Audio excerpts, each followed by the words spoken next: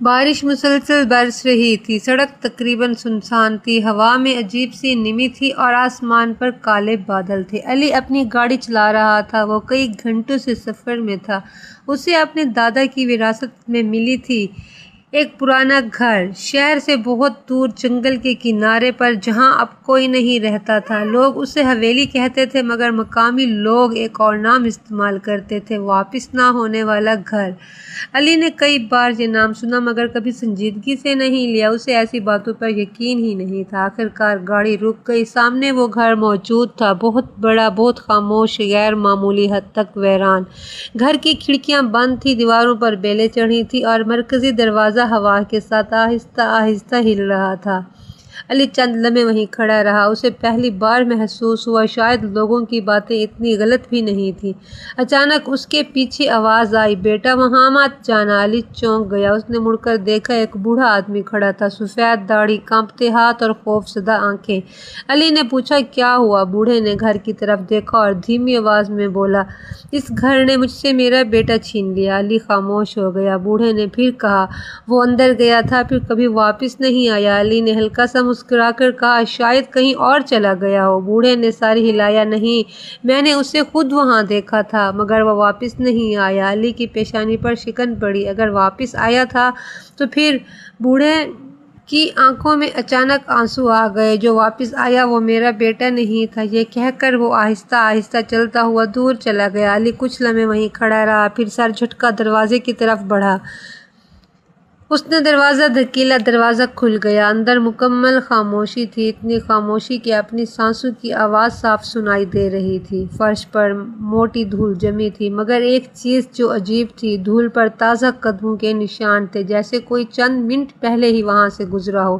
علی رک گیا، اس نے غور سے دیکھا، قدموں کے نشانات سیڑھیوں کی طرف جا رہے تھے اور پھر اچانک ہی غائب ہو گئے، جیسے چلنے والا شخص ہوا میں تحلیل ہو گیا ہو۔ علی کے جسم میں ہلکی سی کپ کپی دوڑ گئی، اس نے خود کو سمجھایا، شاید کوئی جانور ہوگا، مگر دل ماننے کو تیار نہ تھا۔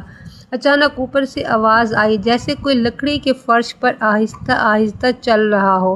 علی نے فوراً سر اٹھایا، آواز دوبارہ آئی، اس بار پہلے سے زیادہ قریب۔ گھر تو خالی تھا، پھر اوپر کون ہے؟ آواز مسلسل قریب آ رہی تھی۔ علی سیڑھیوں کے نیچے کھڑا تھا، اس کی نظریں اوپر جمی تھیں۔ دل کی دھڑکن تیز ہو چکی تھی، پورا گھر خاموش تھا، مگر اوپر کسی کے چلنے کی آواز صاف سنائی دے رہی تھی۔ اچانک آواز رک گئی، ایسا لگا جیسے اوپر موجود چیز اب خود بھی سن رہی ہو۔ علی نے آہستہ سے آواز دی، کون ہے؟ کوئی جواب نہ آیا، صرف خاموشی۔ اور پھر اوپر کسی دروازے کے کھلنے کی آواز آئی۔ علی نے گہرا سانس لیا اور سیڑھیاں چڑھنے لگا۔ ہر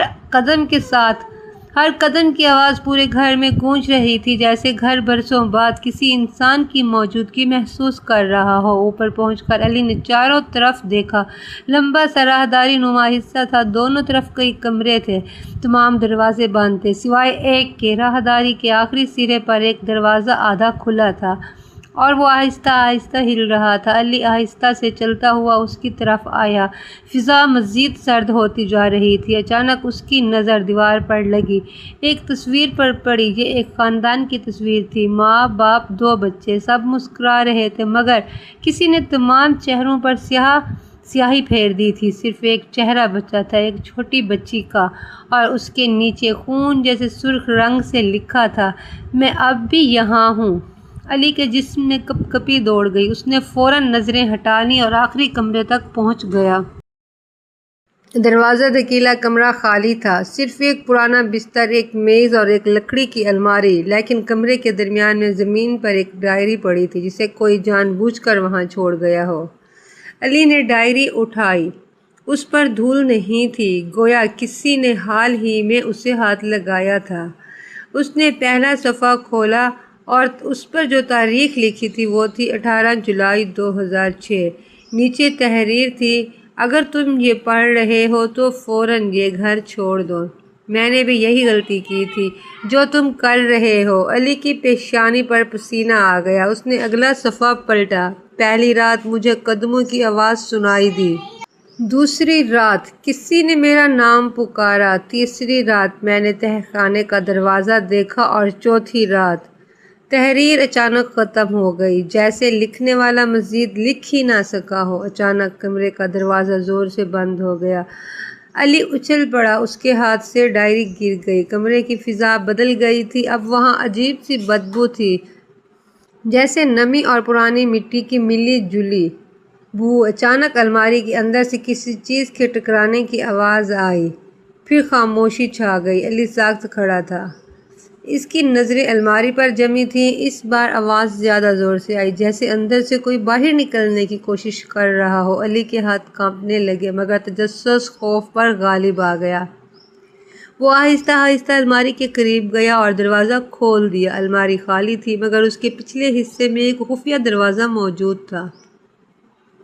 علی حیران رہ گیا، اسے پہلے کسی نے نہیں بتایا تھا کہ گھر میں خفیہ راستہ بھی ہے۔ دروازہ آدھا کھلا تھا، اندر مکمل تاریکی تھی، مگر نیچے جاتی ہوئی پتھریلی سیڑھیاں صاف نظر آ رہی تھیں۔ تبھی اس کے پیچھے ایک بچی کی ہنسی گونجی۔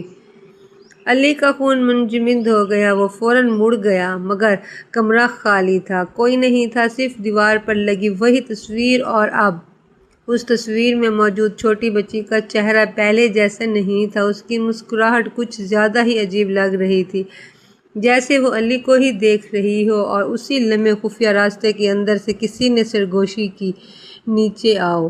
علی کے قدم وہیں رک گئے، کیونکہ اسے پہلی بار محسوس ہوا کہ شاید اس گھر کا اصل راز اوپر نہیں، نیچے چھپا ہوا ہے۔ ایک ایسا گھر جہاں سے کوئی واپس نہیں آیا۔ نیچے آؤ، سرگوشی دوبارہ سنائی دی۔ علی کے پورے جسم میں سرد لہر دوڑ گئی، وہ چند لمحے وہیں کھڑا رہا، پھر اس نے خفیہ دروازے کے اندر جھانکا۔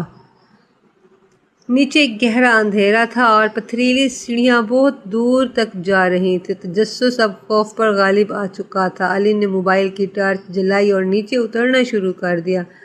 جیسے جیسے وہ نیچے جا رہا تھا، فضا بھاری ہوتی جا رہی تھی۔ اچانک سیڑھیاں ختم ہو گئیں، سامنے ایک وسیع تہہ خانہ تھا۔ دیواریں پرانی اینٹوں کی تھیں اور درمیان میں ایک بڑا لوہے کا دروازہ موجود تھا۔ دروازے پر ایک جملہ لکھا تھا، جو سچ جان لیتا ہے وہ کبھی پہلے جیسا نہیں رہتا۔ علی کا دل زور سے دھڑکا، اس نے دروازہ دھکیلا، دروازہ کھل گیا اور اندر کا منظر دیکھ کر وہ ساکت رہ گیا۔ پورا کمرہ سینکڑوں تصویروں سے بھرا ہوا تھا، ہر تصویر کسی انسان کی تھی، کچھ نئی، کچھ پرانی، کچھ بہت پرانی، مگر ایک بات مشترک تھی، تمام لوگوں کی آنکھوں پر سرخ دائرہ بنا ہوا تھا۔ علی قریب گیا، پہلی تصویر دیکھی، نیچے لکھا تھا 1998، دوسری 2002، تیسری پر 2011، چوتھی پر 2018۔ یہ سب وہ لوگ تھے جو اس گھر میں آئے تھے اور پھر لاپتہ ہو گئے تھے۔ اچانک اس کی نظر آخری تصویر پر پڑی اور اس کے ہاتھ کانپنے لگے۔ وہ تصویر خود علی کی تھی، نیچے تاریخ لکھی تھی، آج کی۔ علی ایک قدم پیچھے ہٹا، اسی لمحے کمرے کی تمام لائٹس خود بخود جل اٹھیں اور ایک آواز گونجی، آخر تم آ ہی گئے۔ علی نے فوراً مڑ کر دیکھا، سامنے ایک بوڑھی عورت کھڑی تھی، اس کے سفید بال تھے اور آنکھوں میں عجیب اداسی۔ علی نے گھبرا کر پوچھا، آپ کون ہیں؟ عورت آہستہ سے مسکرائی اور بولی، میں اس گھر کی آخری رہنے والی ہوں۔ علی حیران رہ گیا، مگر سب کہتے ہیں یہ گھر برسوں سے خالی ہے۔ عورت نے سر ہلایا، لوگ بہت کچھ کہتے ہیں، مگر حقیقت کوئی نہیں جانتا۔ پھر اس نے ایک پرانا صندوق کھولا اور اس میں سے ایک ڈائری نکالی۔ یہ تمہارے دادا کی ہے۔ علی چونک گئے، میرے دادا؟ عورت نے ہاں میں سر ہلایا۔ یہ گھر اصل میں تمہارے خاندان کا تھا اور تمہارے دادا اس راز کے محافظ تھے۔ علی کی سانس رک گئی، کون سا راز؟ عورت نے تہہ خانے کے دروازے کی طرف اشارہ کیا۔ وہاں ایک پرانا آئینہ رکھا ہوا تھا، بہت بڑا اور غیر معمولی طور پر صاف۔ عورت بولی، اصل راز یہ آئینہ ہے، یہ عام آئینہ نہیں، یہ لوگوں کی حقیقت دکھاتا ہے۔ پھر علی آہستہ آہستہ آئینے کے قریب گیا اور جیسے ہی اس نے اس میں اپنا عکس دیکھا، وہ خوف سے جم گیا، کیونکہ آئینے میں اس کا عکس موجود نہیں تھا، بلکہ ایک چھوٹا بچہ کھڑا تھا، روتا ہوا، تنہا، خوف زدہ۔ علی کی آنکھیں پھیل گئیں۔ عورت بولی، یہ تمہارا بچپن ہے، تمہاری وہ حقیقت جسے تم بھول چکے ہو۔ اچانک آئینے کے اندر مناظر بدلنے لگے۔ علی نے خود کو دیکھا، بچپن میں اپنے دادا کے ساتھ اسی گھر میں۔ وہ حیران رہ گیا، اسے کچھ یاد آنے لگا، ٹوٹے پھوٹے مناظر، مدھم آوازیں، دھندلی یادیں، اور پھر ایک واقعہ جسے وہ برسوں پہلے بھول چکا تھا۔ اس رات جب وہ بچہ تھا، وہ اسی گھر میں آیا تھا اور تہہ خانے تک پہنچ گیا تھا، مگر خوف زدہ ہو کر بھاگ گیا۔ اس صدمے نے اس کے ذہن سے تمام یادیں مٹا دی تھیں، اسی لیے جب اسے وراثت میں وہ گھر ملا تو پہلی بار اس نے سمجھا وہ پہلے بھی یہاں آ چکا تھا۔ علی کے جسم میں سنسنی دوڑ گئی۔ تو وہ بچی کون تھی؟ اس نے فوراً پوچھا۔ عورت کی آنکھیں نم ہو گئی۔ وہ میری بیٹی تھی، سالوں پہلے اس گھر میں کھو گئی۔ لوگوں نے سمجھا وہ مر گئی ہے، مگر حقیقت میں وہ اسی گھر میں قید ہو گئی۔ اس کی ہنسی آج بھی یہاں گونجتی ہے۔ اسی لمحے وہ بچی کمرے کے دوسرے کونے میں نظر آئی، مگر اب وہ خوفناک نہیں تھی، مسکرا رہی تھی، پرسکون، خاموش، جیسے کسی انتظار کا خاتمہ ہو گیا ہو۔ بچی نے آہستہ سے کہا، شکریہ، اور پھر ہوا میں تحلیل ہو گئی۔ پورا تہہ خانہ لرزنے لگا، آئینہ ٹوٹنے لگا، دیواروں میں دراڑیں پڑ گئیں۔ بوڑھی عورت مسکرائی، آخر کار یہ گھر آزاد ہو گیا۔ چند لمحوں بعد سب کچھ ختم ہو چکا تھا۔ تہہ خانہ خالی تھا، آئینہ ٹوٹ چکا تھا، بوڑھی عورت بھی غائب ہو چکی تھی، صرف ایک ڈائری باقی تھی، اور اس کے آخری صفحے پر لکھا تھا، بعض گھر بدروحوں سے نہیں، ادھوری کہانیوں سے آباد ہوتے ہیں۔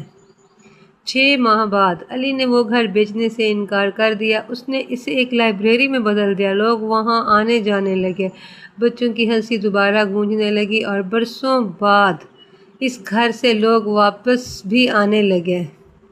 محترم ناظرین، اگر آپ سسپینس، تھرلر، ہارر سٹوریز میں انٹرسٹ رکھتے ہیں تو آپ ہمارے چینل کو لائک کریں، سبسکرائب کریں۔